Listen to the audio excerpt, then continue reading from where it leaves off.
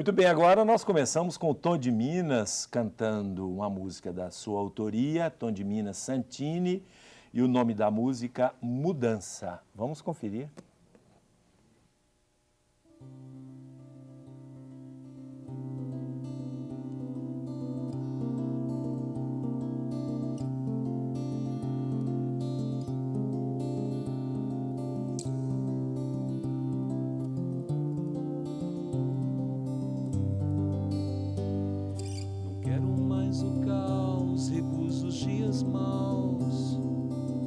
Todos dizem não ter fim.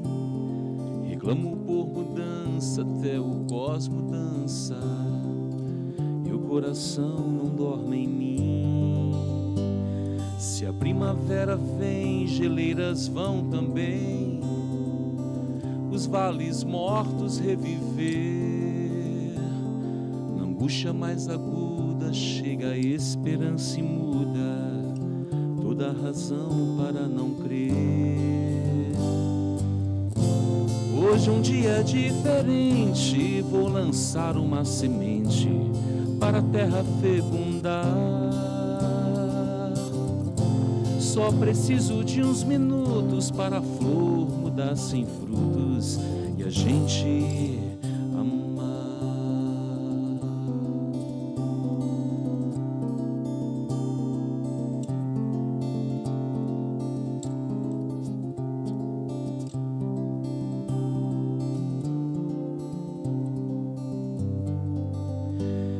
até a rocha dura, o tempo transfigura. O tempo é um grande criador. O mundo não está pronto e espera pelo encontro que acenda as chamas do amor. Não sou mais quem eu fui, a pedra se dilui como cristais a dissolver. Porque você não muda, é só pedir ajuda e um grande amor vai renascer. Hoje é um dia diferente, vou lançar uma semente para a terra fecundar. Só preciso de uns minutos para a flor mudar sem frutos e a gente amar. Hoje é um dia diferente, vou lançar uma semente para a terra fecundar. Só preciso de uns minutos para a flor mudar sem frutos e a gente amar.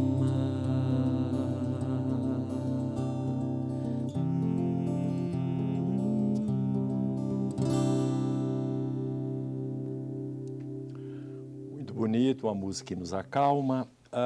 Padre Vitório, nesta nossa leitura desse trecho de Mateus 17, 24, 27, Jesus não está incentivando nenhuma atitude de sonegação de impostos. Não, né? Esse era um problema no antigo dos judeus, mas que vinha de todos os impérios que oprimiram Aliás, Israel. até o contrário, Jesus fala que é para pagar. Fala né? que é para pagar.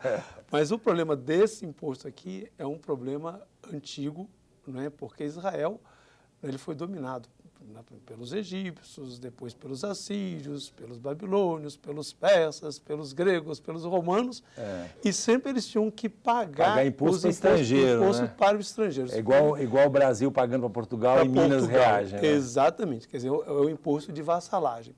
Então, esse imposto pago aos estrangeiros sempre, né, causava muita raiva, muita revolta. Agora, mas só que esse imposto aos estrangeiros, depois tinha também o imposto que tinha que pagar para o templo, o imposto não sei lá o quê. Quer dizer, até que para o templo eles não colocavam muita dificuldade, não. Mas era o imposto contra o estrangeiro. Né? Hoje seria mais ou menos assim. A questão, por exemplo, se os Estados Unidos nos impusesse um imposto para eles. Né? Isso, e tivesse um fulano sentado ali na esquina, um brasileiro sentado na esquina, cobrando imposto para os americanos. É mais ou menos assim a questão, é isso que vem a revolta, não é do imposto como tal, mas do imposto pago aos americanos. Jesus assim diria assim, paguem, porque talvez a gente possa converter essa gente. Tá. Agora, eu queria agradecer muito, e aí eu me aproveito essa oportunidade, depois de uns quase 5 meses, de me desabafar um pouquinho, porque a respeito dos homossexuais eu fiz um programa em que eu falei mais ou menos isso, e de modo especial a respeito de certas passagens bíblicas que essas pessoas fundamentalistas e homofóbicas, digamos assim, porque o são mesmo, usam para condenar os homossexuais. Eu peguei estas passagens e já tinha uma exegese sensata a respeito disso, por exemplo, o caso de Sodoma e Gomorra, o caso da Carta de São Paulo aos Romanos, e fiz a exegese correta, que não era exatamente nesse sentido que a Escritura está dizendo. Aí eles pegaram no meu pé e queriam que o meu arcebispo não me suspendesse de ordens, me excomungasse, né?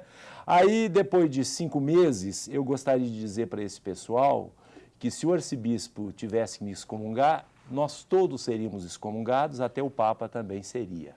Então, e eles ficariam, são poucos os que se salvam, é claro, exceto eu, né? No caso deles, eles todos ficariam sendo da igreja e nós todos seríamos os excomungados, né? Essa questão, Padre Cândido, não é tanto de um lado dos homofóbicos quanto do lado dos homossexuais, porque também os homossexuais querem transformar todo mundo em homossexual na Bíblia. Querem ser os donos, né? Eu falei, eu não quero me colocar nessa briga, então aqui, exatamente, então tanto de um lado quanto do outro, um vai encontrar só texto para condenar e o outro vai encontrar a Bíblia que, entende? Por exemplo, pega lá, né, quando diz lá no segundo livro de Samuel, que diz que Davi, não, no primeiro livro de Samuel, que Davi, né, assim, amava mais Jonathan do que as mulheres. Então, eles deitam de braçada nisso. É um elogio à amizade. A amizade. Mas, então, tem que ler, tem que ver o que o texto está dizendo, não o que está na minha cabeça. E tem que deixar o texto falar. Então, tanto de um lado quanto do outro, tem que deixar o texto falar. E, certamente, nenhum texto bíblico, nenhuma tradição bíblica está preocupada com essa questão. O que acontece, Padre Cândido, é que a gente projeta coisas de hoje num texto que é de outra cultura, de outra realidade e que supõe regras de hermenêutica para poder ser entendidos. Né? E que não pode pinçar um texto aqui, um texto ali e dizer que a Bíblia disse. Você está dizendo que a Bíblia está dizendo. Não é a Bíblia. Não é a Bíblia que está dizendo, quer dizer, é uma questão de hermenêutica. Mas agora nós vamos ver o VT do professor Braulio, que fala o porquê de proteger as minorias.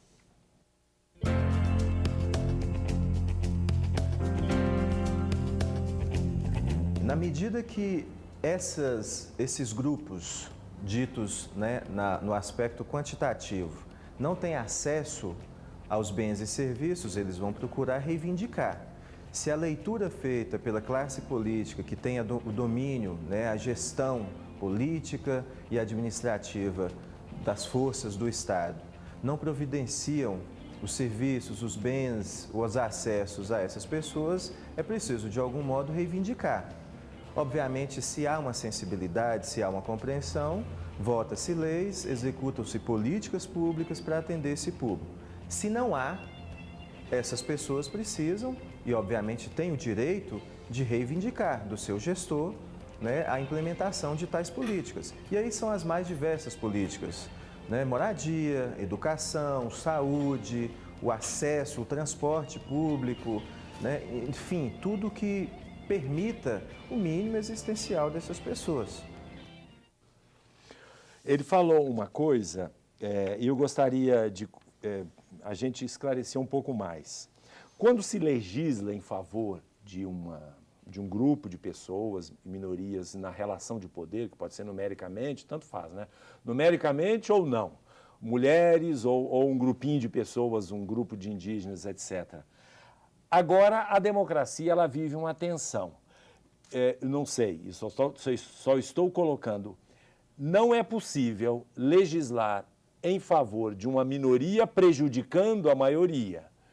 Ou seja, legislar em favor da minoria tem que ser no fato de que aquela minoria tem que ser protegida nos seus direitos, mas de tal maneira que essa lei não fira o direito dos demais, não é assim? Isso, não é porque a lei, Padre Cândido, assim, mesmo que ela, vamos dizer, tenha como foco minorias, assim, ela é uma lei que vale para a nação. Entende? Quer dizer, então, quando você faz uma lei, assim, ela vale para a nação toda. Não vale só para aquele grupinho. Sei. Entende? Mesmo que ele seja atingido, mesmo que ele seja, faz bem para todo mundo. Exatamente. Mesmo que seja visado ou, vamos dizer, aquela lei, ela, vamos dizer, tem um foco, uma preferência, mas é para a nação toda. Uhum. Entende? E ela visa garantir a inserção daquele grupo no conjunto. Mas a gente volta sempre, Padre Cândido, à visão que as pessoas têm em relação a si mesmo e em relação às outras. Quer dizer, aqui a gente tem que ter uma mudança de mentalidade. A gente tem que pensar o seguinte, que nós somos uma nação, tá certo? E toda nação, ela é plural. E na pluralidade, todos os grupos, todos os segmentos têm que ser contemplados. E o Estado está a serviço da nação para que isso aconteça. Porém, no processo histórico, o Estado se colocou a serviço das elites, das minorias economicamente privilegiadas. E daí é que vem o problema, porque então, quando o Estado olha para a nação sem essa preocupação de dar a todos, de garantir para todos o seu direito, depois, então, quando vai implementar as políticas de Estado, as políticas vão beneficiar aqueles que já são os beneficiários do sistema e vão marginalizar Os outros. Então, por exemplo, essa questão assim, da moradia, né, que o Braulio falou. Então, se o Estado, desde o começo, fosse pensado ou pensasse a nação de outra maneira, já teria proibido o latifúndio há muito tempo. Já teria proibido que uma pessoa... E a sociedade toda, o país todo se beneficia, porque nós não teríamos a invasão de pessoas sem terra nas grandes cidades, acrescentando as periferias. Exatamente. Aí a ideia de que ao atingir a minoria se beneficia o país inteiro. Mas nós terminamos esse bloco também, o tempo, nós somos escravos do tempo, e voltamos daqui a pouco para o quinto bloco do Questões de Fé.